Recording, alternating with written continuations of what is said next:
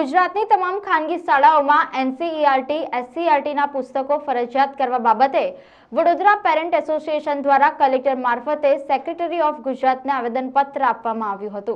તાજેતરમાં એનસીપીસીઆરના અધ્યક્ષ પ્રિયંક કાનુનગો દ્વારા ભારત વર્ષના દરેક રાજ્યમાં ફક્ત એનસીઈઆરટી અથવા એસસીઈઆરટી પ્રકાશિત પુસ્તકો જ ખાનગી શાળામાં ચલાવવા બાબતે દિશાનિર્દેશ કરેલ છે। આ પરિપત્ર અનુસાર ખાનગી શાળામાં શિક્ષણને લગતા ખર્ચ ઘટાડવા બાબતે તેમજ બાળકોને ભાર વિનાના ભણતર ઉપર પણ ભાર મૂકવામાં આવેલ છે।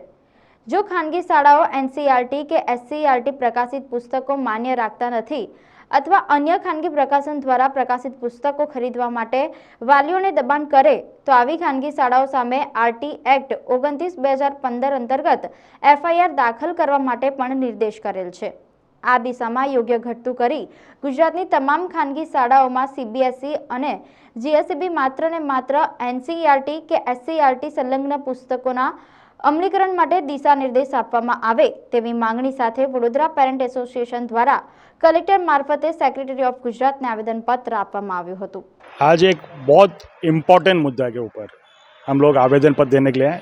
National commission for protection of child rights, जो नेशनल कमीशन है, उनकी तरफ से, उनके चेयरमैन की तरफ से डायरेक्शन पास किया हर एक राज्य के चीफ सेक्रेटरी को, हर एक राज्य के स्टेट गवर्नमेंट को, कि अपने अपने स्टेट में जो स्कूल्स हैं, सीबीएसई हो या स्कूल बोर्ड के हो, उसी सभी स्कूल में खाली एनसीईआरटी और स्टेट एससीईआरटी बुक्स का, टेक्स्ट बुक्स का इम्प्लीमेंट करें। पहले भी डायरेक्शन पास किया था लेकिन इनको ऊपर कोई अमलीकरण नहीं हुआ।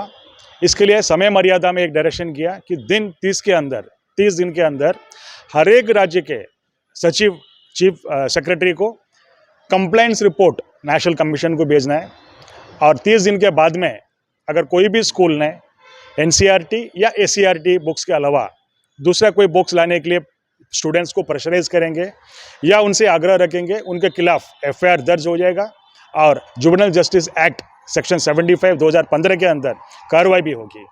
एक महत्वपूर्ण डायरेक्शन है जिसका अमलीकरण स्टेट भी करेंगे और मैं आशा रखता हूं कि गुजरात स्टेट भी इसका अमलीकरण करेंगे।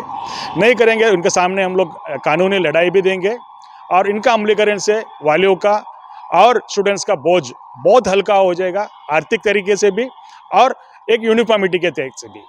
एक्चुअली हमारा रजूआत में ये तो ऑर्डर है, नेशनल कमीशन पालन अगर नहीं करेंगे तो हम कोर्ट में जाएंगे और नेशनल कमीशन को हम लिखेंगे और national commission for child right का पास पावर है कि चीफ सेक्रेटरी को दिल्ली बुला के उनसे खुलासा मांगने का पावर है, तो वो ये इम्प्लीमेंट उनको करना ही पड़ेगा। और हमें ये डर लगता है कि नहीं करेंगे क्योंकि आगे जो डायरेक्शन दिया गया उनका पालन नहीं हुआ, तो इस बार नहीं करेंगे ऐसा डर है। इसके लिए हम लोग लिखित में दे रहे हैं।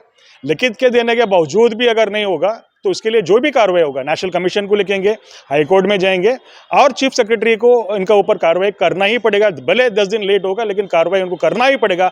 लाखों वालियों का, लाखों स्टूडेंट्स का फायदा गुजरात के अंदर इसमें होगा और ये गवर्नमेंट करेंगे ऐसा हम आशा रखते हैं। आ डायरेक्शन ने अंदर स्पष्ट उल्लेख कर्यो छे कि स्कूलों पोतपोतानो नफा करवा माटे प्राइवेट पब्लिशर्सना बुक्स लावा माटे प्रेशराइज करी रह्या छे।